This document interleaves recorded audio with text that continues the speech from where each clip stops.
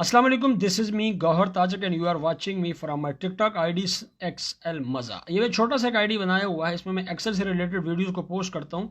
Excel में अगर आपको कोई भी मसला हो तो आप मुझे ज़रूर फॉलो करें, आपको बहुत कुछ सीखने को मिल रहा है। तो आज की वीडियो में मैं चाहता हूँ कि मैं आपको डेली की बैलेंस शीट जो है वो मैं बनानी सिखा दूँ।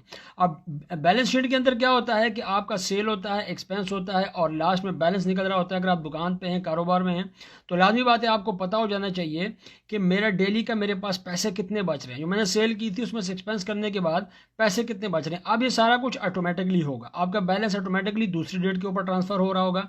जो सीरीज नंबर हैं वो भी ऑटोमेटिकली आते रहेंगे। देखिए, मैंने अगर यहाँ पे सीरीज नंबर लिखा हुआ है और यहाँ पे मैंने डेट लिख दी है, डेट का कॉलम है, ठीक है, मैं डेट का कॉलम यहाँ पे लिख दिया है। तो मैं ये चाहता हूँ कि अगर यहाँ पे डेट लिखी हो, ठीक है, तो फिर तो यहाँ पे सीरीज नंबर आ जाए। लेकिन अगर यहाँ पे डेट नहीं है या कॉलम खाली है तो यहाँ पे सीरीज नंबर नहीं आने चाहिए। ये सारा कुछ ऑटोमेटिकली होगा, डायनामिकली होगा।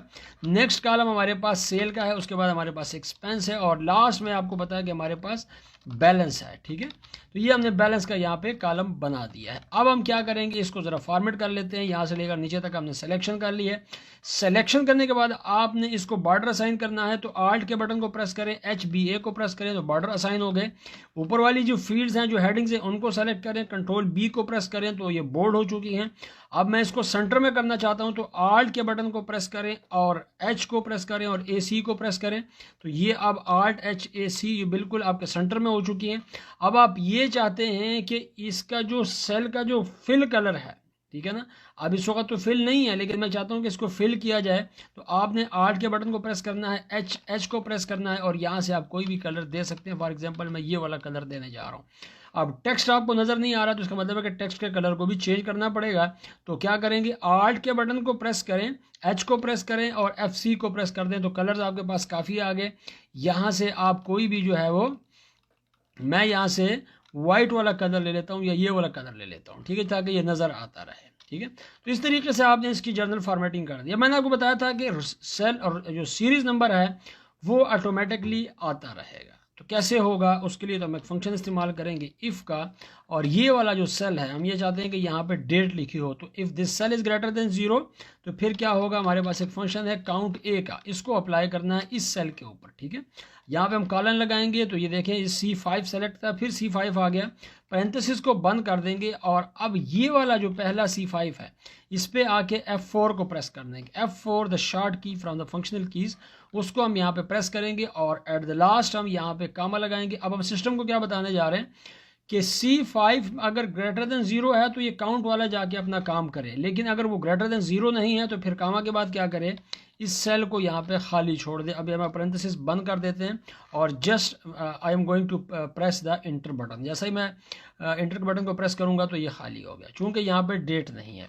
इसको ज़रा नीचे तक हम ड्रैग कर लेते हैं, अभी तक ये सीरीज़ नंबर खाली है। पहली डेट अगर हम यहाँ पर लिखेंगे 1 जनवरी 2022 तो आपको सीरीज़ यहाँ पे नज़र आना शुरू हो गया। हम 2 जनवरी यहाँ पे 2022 लिखेंगे तो आपको यहाँ पे एक और सीरीज़ नंबर यहाँ पे आना शुरू हो गया। ठीक है, मैं इसको थोड़ा सा आपके लिए बड़ा भी कर देता हूँ, ये देखिएगा। ठीक है, आपको सीरीज़ नंबर यहाँ पे आना शुरू हो गया। अब सेल की बात करते हैं। आपने की यहाँ पे 50,000 सेल, ठीक है, और यहाँ पे आपने एक्सपेंस किया 4500, तो अब बैलेंस क्या आना चाहिए, आपको लाजमी पता है कि बैलेंस जो है वो सेल में से एक्सपेंस को माइनस करेंगे। तो इक्वल का साइन लगाया, D5 में सेल लिखा हुआ है और E5 में एक्सपेंस लिखा हुआ है, तो D में से E को माइनस कर दिया तो आपके पास बैलेंस आ चुका है।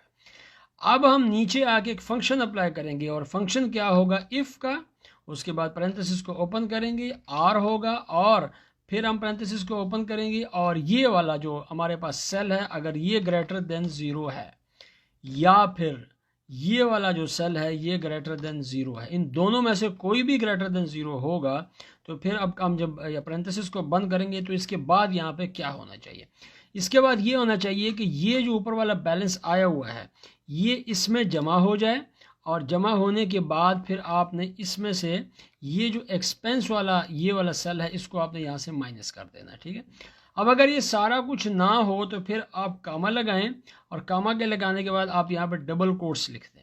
डबल कोट्स लिखने के बाद आप यहाँ पैरेंथेसिस को बंद कर दें, बंद करके आप सिर्फ इंटर को प्रेस कर दें। देखें आपने प्रेस किया और इसको आप नीचे तक ड्रैग कर दें। ठीक है, मैं इसको यहाँ से पकड़ूंगा, नीचे तक आप ड्रैग भी कर सकते हैं, आप डुप्लीकेट भी कर सकते हैं। मैंने इसको यहाँ नीचे तक ड्रैग कर दिया। इसका मतलब यह है कि अब यहाँ पे हम डेट लिखेंगे और सेल लिखेंगे। मैंने फॉर एग्जांपल 45,000 रुपये सेल लिख दी, 4,000 रुपये यहाँ पे मैंने क्या कर दिया, एक्सपेंस लिख दिया। तो ये देखें आपके पास ये ऑटोमेटिकली यहाँ पे बैलेंस आ रहा है। ठीक है, ये आपके पास बैलेंस किसका है, 2 जनवरी का। लेकिन मैं जाता हूँ 3 जनवरी को मैं दोबारा एंट्री करता हूँ तो सीरीज़ नंबर खुद ब खुद आ जाएगा। देखें जैसे एंटर करेंगे 3 नंबर आ गया।